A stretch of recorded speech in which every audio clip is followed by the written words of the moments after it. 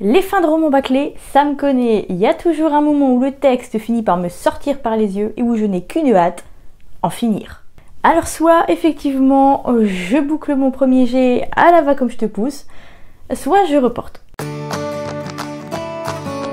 Salut, moi c'est Aude, je suis autrice dans les genres de l'imaginaire. Mon truc c'est le méli-mélo temporel, les mondes, contrées mystérieuses et surtout les maisons hantées et les histoires de fantômes. J'aime l'organisation et les livres, et mon chien Champollion. Et vloguer. D'ailleurs je vous retrouve chaque dimanche à 10 h pour vous faire découvrir les coulisses de mes projets d'écriture. Rendez-vous est pris, abonnez-vous à la chaîne pour ne pas louper tout ça et poussifiez la vidéo, c'est hyper important. Il faut savoir que je termine toujours un premier jet commencé. C'est juste que je sais pas quand.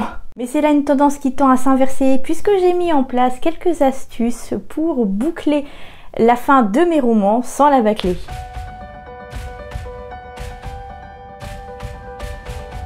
Bien sûr, cette première astuce nécessite de savoir où se dirigent mes personnages, pourquoi, de connaître les obstacles qui les attendent.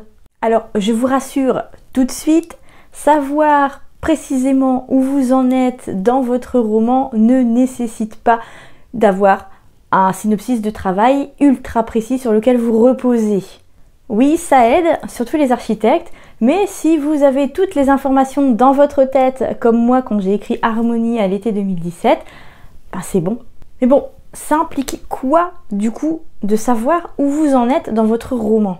Il faut que vous ayez une idée précise des péripéties à venir jusqu'à la résolution du problème et la situation finale, qui, je le rappelle, sont deux choses bien distinctes. Il faut que vous sachiez par quels états émotionnels vont passer vos personnages. En gros, il faut que vous connaissiez les tenants et les aboutissants de votre intrigue et que vous en maîtrisiez un minimum les acteurs, c'est-à-dire vos personnages. Une fois que je sais où j'en suis, une relecture du manuscrit peut s'avérer bénéfique, je dresse une liste de tout ce qu'il me reste à faire et pour m'encourager, je coche les cases au fur et à mesure.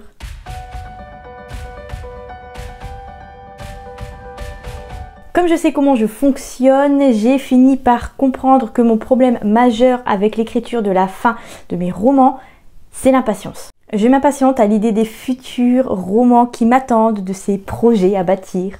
Pour vous, ce peut être l'ennui, l'impression d'arriver au bout de quelque chose. Pensez aux corrections, ça devrait vous remettre l'église au centre du village. Ce peut être une certaine fatigue aussi, la peur de ne pas avoir le temps de finir.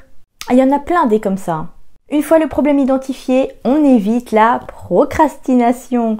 C'est hyper important et je ne le répéterai jamais assez.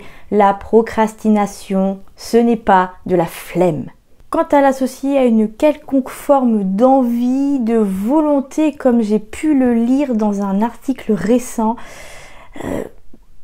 plus que remettre au lendemain une tâche que l'on peut accomplir le jour même, la procrastination consiste à reporter une tâche précise, généralement problématique. Mon problème d'impatience, je le confonds simplement avec un autre projet. Soit de la prépa, soit de la correction, mais jamais de l'écriture. Ça, c'est le meilleur moyen de m'y perdre et de recommencer n'importe quoi. Mais ça ne signifie pas que ce sera aussi votre solution. Pour trouver la vôtre, vous devez travailler sur votre problème et à son identification. Si cette identification vous pose elle aussi problème, je suis désolée, mais vous avez un double problème sur les bras, mais nous pouvons le résoudre ensemble pendant une séance au cours de laquelle mon objectif sera de vous aider, de répondre à vos questions et de vous permettre de comprendre votre problème. Écrire un roman, c'est long, c'est parfois chiant et ça peut vous miner le moral. Dans cette vidéo, j'ai tenu à éviter les écueils. Soyez patient ou patiente, planifiez des deadlines, parce que les deadlines, c'est à double tranchant, mais j'y reviendrai dans une prochaine vidéo. Pensez à autre chose. On parle souvent du syndrome du milieu en écriture, mais pas assez de la fin, je trouve. Alors qu'une fin bâclée, une fin foirée, entraînera tout le roman dans sa chute, même les parties qui ont été bien écrites, les éléments qui ont été bien instaurés.